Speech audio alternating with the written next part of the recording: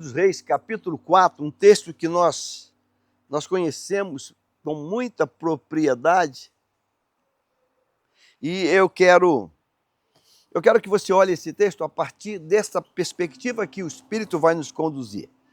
Certa mulher, viúva de um dos filhos dos profetas, clamou a Eliseu dizendo: meu marido, seu servo, está morto.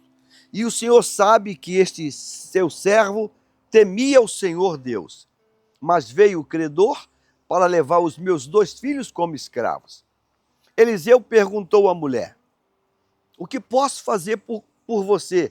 Diga-me, o que você tem em casa? Ela respondeu: esta sua serva não tem nada em casa, a não ser um jarro de azeite. O texto você conhece? Acredito que conheça, né? Essa viúva que perdeu o marido, que era servo do profeta Eliseu, e esse marido, ele por alguma razão deixou algumas pendências, uma dívida. O credor veio cobrar a dívida, ela não tinha o que pagar, e ele diz assim: eu vou levar teus filhos para serem escravos. Mas eu quero me ater na resposta que ela dá para o profeta. Ela narra todo o acontecido, ela narra a situação, e depois que ela expõe o quadro, o profeta olha para ela, um tanto quanto perplexo, tamanha é a complexidade da coisa, né? Ela não tem o dinheiro para pagar, não tem o valor para pagar. O credor é um homem duro e falou: vou levar os filhos para serem escravos. E o profeta pergunta: o que você tem em casa? O que você tem lá em casa que a gente consiga, pelo menos, trabalhar a partir disso aí? Ela olha para o profeta e diz: eu não tenho nada em casa. Nada. Mas logo que ela fala isso, ela para e ela reflete um pouco, e ela sabe que azeite naquele tempo é um produto muito valioso, é uma commodity valiosa, né? O azeite extraído da azeitona, para esse tempo aqui, tem um valor, hoje já está caro, para aquele tempo muito mais ainda. É um produto de alto valor. Aí ela vira para o profeta e fala: não, agora não, peraí, eu falei que não tem nada, mas não é bem assim não. Eu tenho em casa, ela diz, que sua serva não tem nada em casa, a não ser um jarro de azeite. Não, eu tenho ainda um jarro de azeite. E o jarro de azeite tem um valor razoável. Eu quero pensar nessa resposta dela: tua serva não tem nada em casa. Quero pensar contigo, vamos pensar juntos. Será que essa resposta foi uma resposta que saiu no automático, na precipitação? Será que ela não tinha nada mesmo em casa? Vamos tentar ver algumas coisas que essa mulher tinha. Essa mulher tinha um legado que o marido deixou, um grande legado.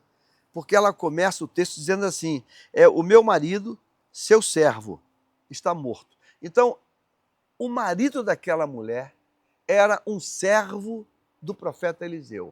Isso não é pouca coisa, isso é muita coisa. Hoje estamos vendo aqui no Rio de Janeiro esse quadro com essa quantidade enorme, né, gigantesca de óbitos, né? Pessoas que vieram ao óbito. E vai ter que emitir um documento, um atestado de óbito para a sepultura. E eu fico pensando os procedimentos para preencher aquilo. Causa-morte, né? Morreu de quê? Então, com muita propriedade, vai ser um projétil, né? Uma bala. Aí, se vier uma próxima pergunta, trabalhava com o quê? Aí começou a complicar. Qual era a atividade profissional? Aí complicou mais ainda. E quando vai dar a notícia para alguém: fulano morreu, veio a óbito. Ah, morreu? Estava enfermo? Ou foi uma cirurgia? Não, foi outra coisa. Então, é algo meio doloroso de tá explicando. Esse homem morreu, e esse homem, ele era servo do profeta Eliseu. Então, ser servo do profeta Eliseu fala de alguém que tem uma vida separada para o sacerdócio, uma vida com Deus. A segunda coisa que ela vai dizer aqui, ele vai dizer que o marido temia Deus. Então, o legado que esse homem deixou foi um legado, eu diria que muito grande. Esse homem não foi um safado, um adúltero, um homem galinha. Ele não foi um homem desqualificado. Ele não foi um homem criminoso. Ele foi um homem de Deus.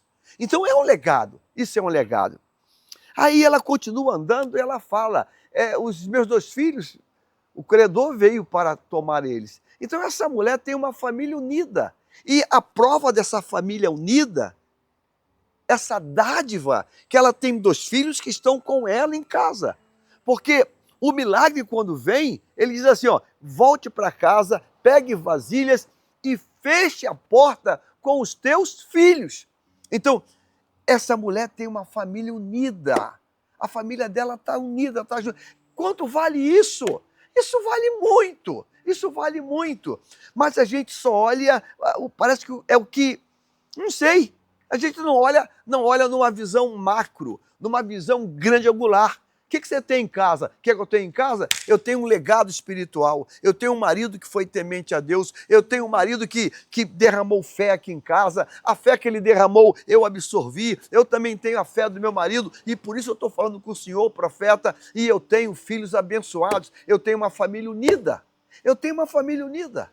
Uma família que obedece o meu comando. Porque quando o profeta deu a ordem, vai pegar vasilha, todo mundo foi, traga a vasilha, trouxeram, agora feche a porta, não ficou ninguém de fora. Já pensou se ela dissesse, eu tenho 2 filhos, mas um está sumido, eu tenho 2 filhos, mas um está... Um pegou uns caminhos meio diferentes aí, caminho meio torto. Não, ela fala pelos filhos, porque a família dela é uma família unida. Para de reclamar você que está aí. Você tem. Pastor, é que eu não tenho emprego, mas você tem saúde.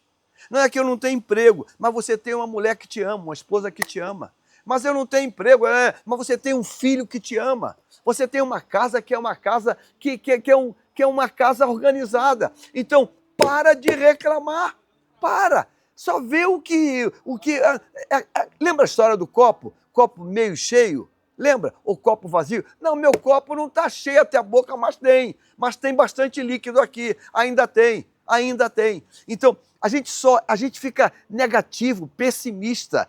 É um pessimismo doido. Não, eu não tenho nada. Como não tem nada? Tu tem saúde, energia, tu tem braços, tu tem pernas, você está enxergando, você tem visão, você tem. Agradeça a Deus pelo que você tem. Há uma lei de Deus. E eu quero terminar com essa lei de Deus. Essa lei tem vivido na minha vida. Eu tenho pedido a Deus por ela o tempo todo.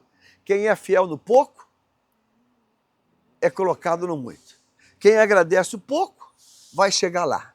Então, se você não é capaz de agradecer um legado lindo que Deus te deu, um legado maravilhoso. E vamos pensar aqui o contrário. Vamos conversar aqui com uma outra viúva, tá? Essa aqui é a viúva desse homem, do profeta. Vamos conversar com uma outra. O nome da outra viúva, ela tem nome, chama-se Abigail. O marido dela, o nome dele era Nabal. Ele também morreu, ela também ficou viúva. Vamos perguntar, Abigail, como é que era o teu marido? Ela vai dizer, é para falar mesmo? De verdade? Pode falar. Ele era maligno. Ele era um homem endemoniado, ele era um alcoólatra, ele era um bêbado, ele era um homem mau, perverso, ele era um homem duro, ele era um homem de Belial. Esse era o meu marido. Agora, se perguntar para essa aqui, meu marido era um homem de Deus. Irmãos, você tem bênção, glorifica a Deus. O que você tem? Pastor, a luz foi cortada, a geladeira está vazia, mas aqui em casa ainda tem oração. O povo ora, o povo aqui canta, meus filhos são todos crentes, são fiéis a Deus. Lá em Atos, nós temos um personagem que tinha as filhas todas profetas, tudo vaso. Eu fico pensando, meu Deus, o que é ter uma filharada? Tudo vaso de Deus, tudo ferramenta de Deus. Isso é bênção de Deus. Então eu pergunto para você, o que você tem?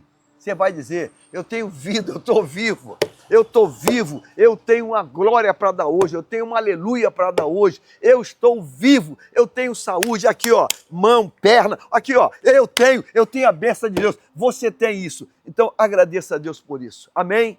Coloque-se em pé, em nome de Jesus. Glória a Deus. O profeta perguntou, o que você tem em casa?